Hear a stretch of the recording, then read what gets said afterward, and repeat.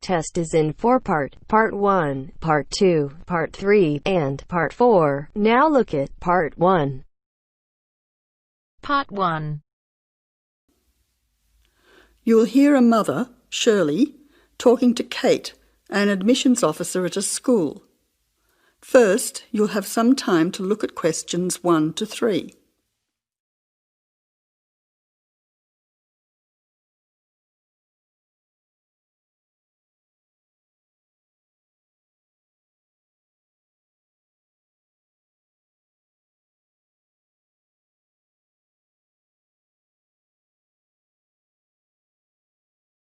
Now listen carefully and answer questions 1 to 3.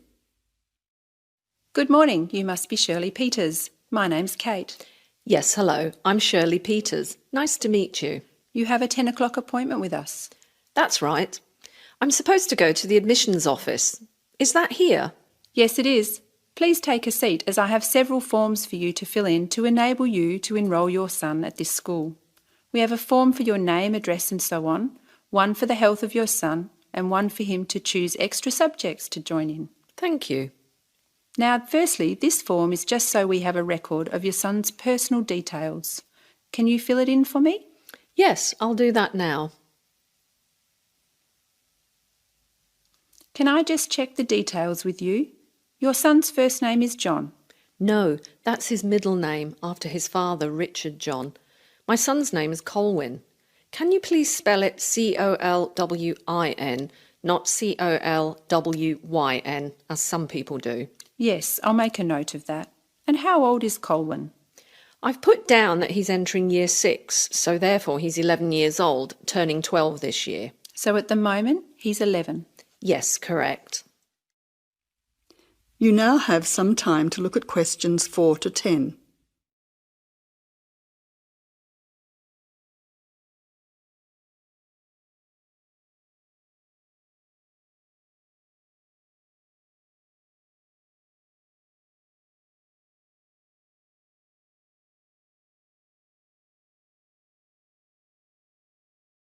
Now answer questions 4 to 10. Let's move on to your address. Do you live at 7 Watley Crescent, Mount Lawley? Yes, that's right. The street is spelt Whatley Crescent in Mount Lawley. Yes, I can see you've written that. Which phone number is best to contact you on? Well, I'm out and about doing things during the day, so probably my mobile rather than the home number. So that's 041 3325 888. Yes, 041 3325 888. Secondly, can you complete this form regarding your son's health? Yes, I'll do it for you now. Thank you. Now, can I go through the more important areas of this form with you to make sure our information is accurate? Yes, of course. Is your son taking any medication at the moment that the teachers will need to be aware of? Yes, he has asthma, so he will be carrying his puffer in his school bag. So he has a puffer. Is he allergic to anything? Yes, peanuts.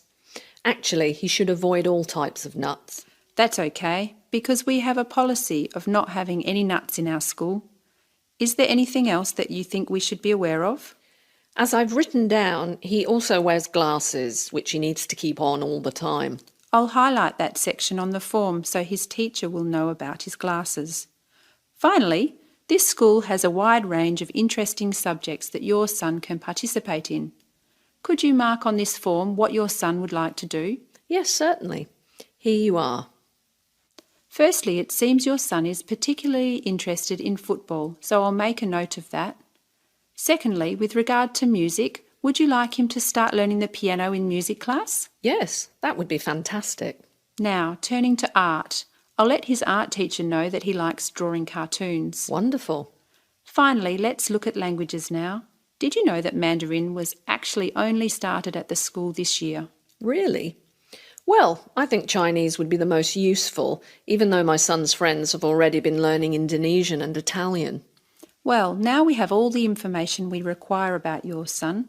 We hope he enjoys himself at our school. I'm sure he will.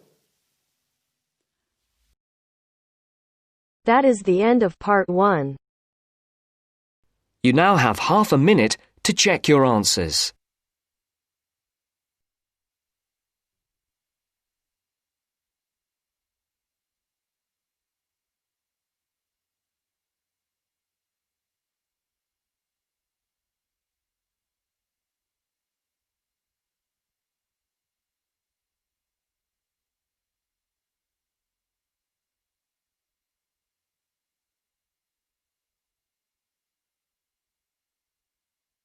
Now turns to Part 2.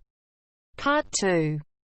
You'll hear a TV program on an organisation of environment protection. First, you have some time to look at questions 11 to 15.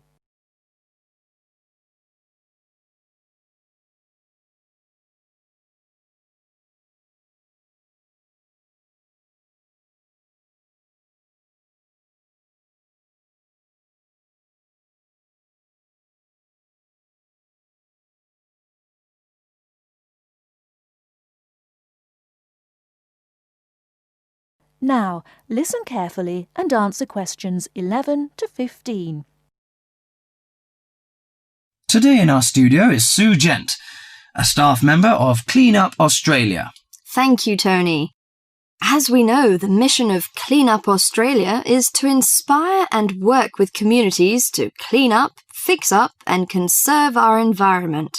Now, we are launching Say No to Plastic Bags campaign. The focus is to enable shoppers and retailers to reduce the number of plastic bags handed out at checkouts. How much do you know about plastic bags?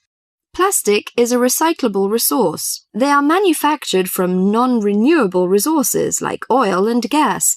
The embodied petroleum energy contained in 8.7 checkout bags is enough to drive a car 1 kilometre. If plastic is not recycled, this embodied energy is lost from the resource chain. An estimated 36,700 tonnes of plastic bags are disposed of in landfill sites throughout Australia each year. Australians dump 4,000 recyclable plastic bags into landfills every minute. How does plastic litter harm the environment? Many thousands of seabirds and marine mammals die every year around the world as a result of plastic litter. When the animal dies and decays, the plastic is free again to repeat the deadly cycle. There are 2 reasons that plastic bags are particularly problematic in the litter stream.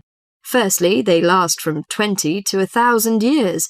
Secondly, they escape and float easily in air and water, travelling long distances. Now, any questions from you? Before you hear the rest of the talk, you have some time to look at questions 16 to 20.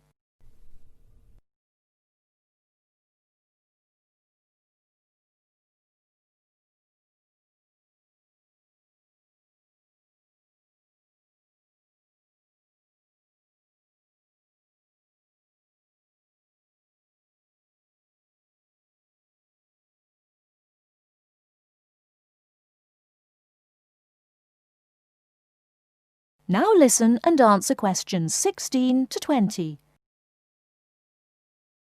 How can I help reduce the number of plastic bags used? In addition to saying no to plastic bags at supermarkets, you can help reduce plastic bags at convenience stores and takeaway food shops. These retailers account for 47% of single-use plastic shopping bags. You can help in the following ways. For example, you can keep a reusable bag in your car or handbag to use for unexpected purchases. Besides, if you have placed a big order at a takeaway store, ask for the food to be packed in a cardboard box that can later be recycled. Could you tell me where I can recycle my plastic bags? Well, most larger supermarkets and local Stockland shopping centres have recycling facilities available. Remember to turn bags inside out and remove any receipts and food scraps before recycling. Contamination can cause problems in production and prevent recycled plastic from being used. What happens to recycled plastic bags? Plastic bags are recycled to make garden furniture, garden sleepers, flower pots, and new plastic bags. Should I use biodegradable plastic bags?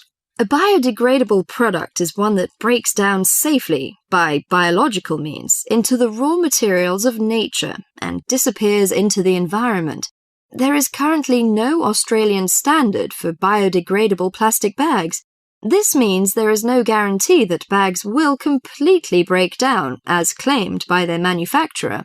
Until an Australian standard has been developed and these bags have been tested, Clean Up Australia cannot recommend using plastic bags that claim to be biodegradable. Overall, do our best to refuse, reduce, and reuse plastic bags whenever possible. If you throw plastic bags away, tie them in a knot. This limits the chance that they'll blow out of a bin or blow away in landfills.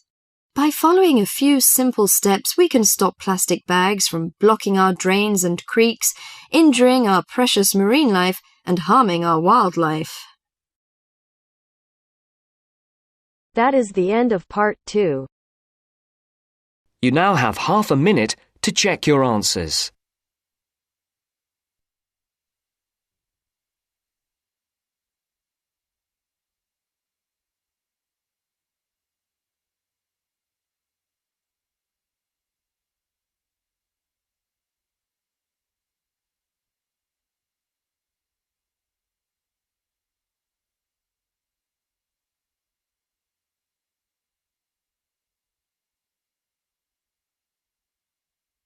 Now turns to part 3. Part 3. You will hear a talk given by Kate Tomalin on the history of technology. First, look at questions 21 to 23.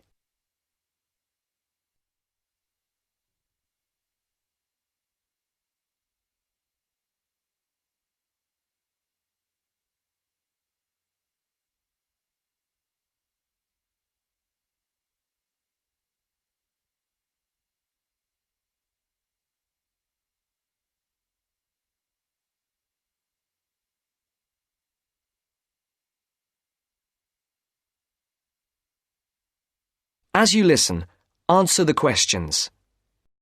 Our talk today in this History of Technology series is about a feat of anti-engineering from the late 19th and early 20th century that is still very much with us today and that is linked with the history of the typewriter.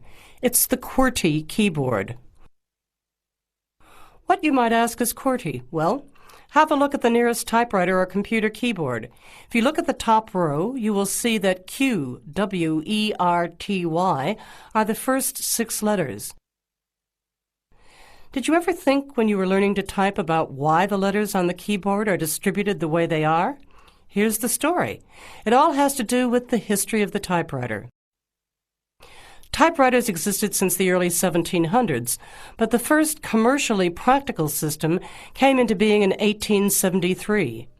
The typewriter is one of America's greatest unsung inventions. While the telephone, automobile, and airplane sped up communications and transportation, the typewriter did the same thing for the written word. But few people paid much attention, possibly because they were too busy reading what the typewriter had written about all the other inventions. The first typewriters had the keys laid out in alphabetical order, but this system had problems. Some keys that tended to be typed together were physically close. This made the type bars hit each other and get stuck. Typewriters in 1873 jammed or got stuck if the keys next to each other were hit in quick succession. To solve this problem, in 1878, the QWERTY keyboard was developed, spacing frequent letters away from each other and therefore reducing the number of jams. It was not specifically designed to slow down typists, as is generally believed, but the keyboard did create a built-in inefficiency for typists. The most common keys are scattered all over the keyboard rows, many on the left side. Right-handed people have to use their left hand, which is the weaker hand. Typewriter technology improved, doing away with the original rationale for the QWERTY distribution, but the keyboard remained. In spite of its inefficiency, it is the keyboard we all use today. Before the conversation continues, look at questions 24 to 30.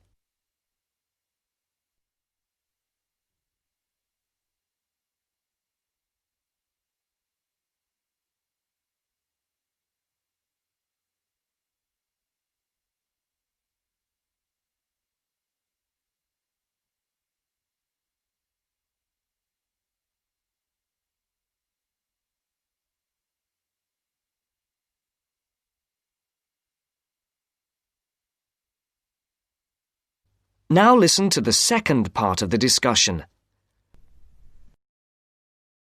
Already back in 1932, there was a solution to the problem. Efficiency expert August Dvorak came up with a new keyboard layout. His home row consisted of A, O, E, U, I, D, H, T, N, S, which includes all of the vowels as well as the most commonly used letters. On this keyboard, over 3,000 words can be typed using only the home row. In fact, 70% of all the work can be done on the home row, 22% on the row above, and 8% on the row below. The QWERTY keyboard allows only about 50 words to be typed without reaching for other rows.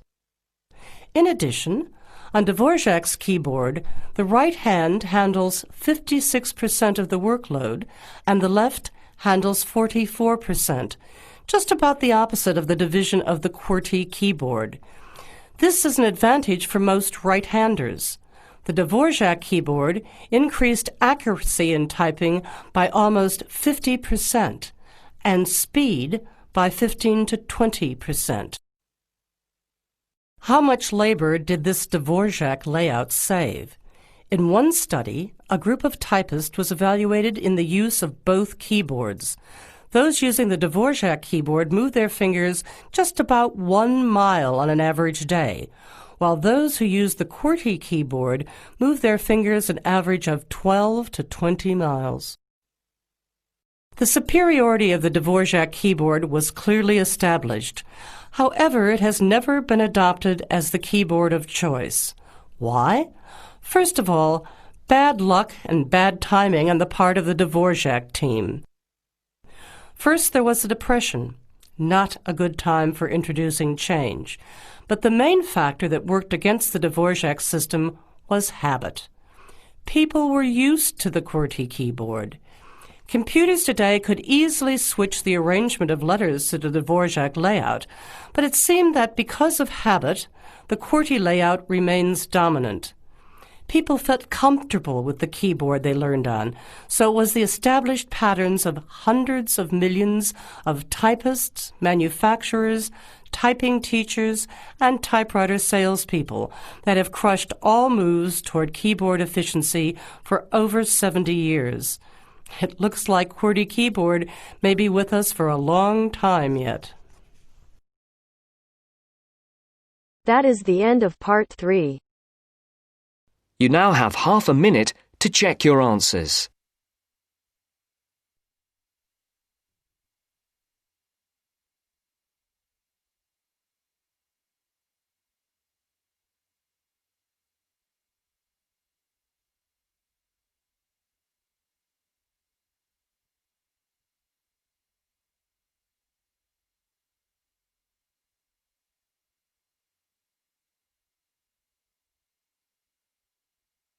Now turns to part 4.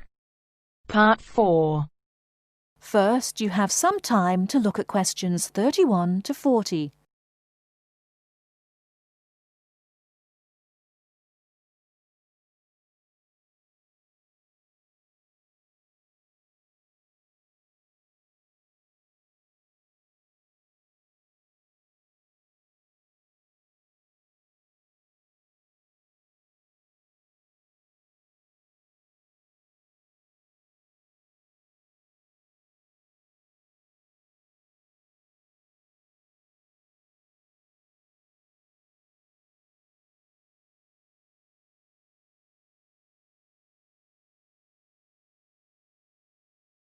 Now listen carefully and answer questions 31 to 40. The word thesaurus comes from Greek and means treasure house. So, to tell us more about Roget's thesaurus is linguist Dr. Cindy Channer. Now then, Cindy, we know Roget classified the English language. Well, the 150th edition has just come out. It sold 32 million copies. Yes, that's right, 32 million. What is it? Roget's thesaurus. Now, Roget's thesaurus is a type of dictionary in which words with similar meanings are grouped together. The word thesaurus comes from Greek and means treasure house. So, to tell us more about Roget's thesaurus is linguist Dr. Cindy Channer. Now then, Cindy, we know Roget classified the English language, but what do we know about the man himself? Well, Mr. Roget, or to give him his full name, Peter Mark Roget, was a very interesting man indeed. He grew up in London, he was French, and he spent his early life in a French community there. He later travelled all the way from London to Edinburgh to study medicine at the university there, and graduated when he was 19 years old, and he later went on to become a founder of Manchester Medical School. So his life focused around his career as a doctor? Well, actually, no. Roget had a very wide range of interests indeed. In fact, he was a writer and wrote about many topics such as bees, the kaleidoscope, and even perception and feeling in animals. And he was an inventor too. In fact, in 1814, he invented an early version of the slide rule. The slide rule? Yes, the device that can calculate numbers. Then 10 years later, he developed a prototype for the cine camera, and he also got involved in a range of different projects. For example, he became head of a commission investigating London's water supply, and he developed a method of water filtration through sand. And he was involved in the area of education. He was one of the founders of London University. And do you play chess by any chance, Mark? Yes, I do. Well, Roget invented the travelling chess set. So next time you're playing a game of chess on a train, you have Mr. Roget to thank. So, how did he actually find the time to classify the English language? Well, he only turned his full attention to the thesaurus when he retired, and that was when he was in his 70s. So what inspired him to write the thesaurus? Well, Roget believed that he should bring as much happiness and knowledge to the greatest number of people. So, during his career as a doctor, he gave free treatment to patients who couldn't afford to pay. We also know that he set up a clinic to help poor people to recover from operations and serious illnesses. Basically, he wrote the thesaurus to help people learn. He aimed to help those who needed practice in writing. He believed that writing skills would help people become more independent and lead happier lives. How popular is the thesaurus today? Well, it was first published in 1852 and it has never been out of print since. In fact, the book has become more popular with each edition that comes out. The invention of the crossword puzzle in 1913 certainly helped to increase the sales figures, though. I think the main reason why it is so popular is that it's thematic. So you can come across words that you've never even thought of when you began looking for the word in the first place. Thanks, Cindy. Now join us again after this short break when I'll be talking to Derek Spode, chairperson of East Anglian News. That is the end of part 4. You now have half a minute to check your answers.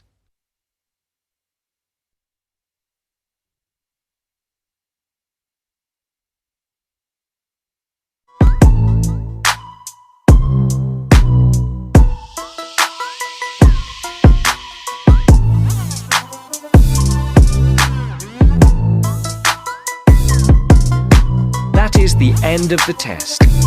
You now have 10 minutes to transfer your answers to your IELTS Listening answer sheet.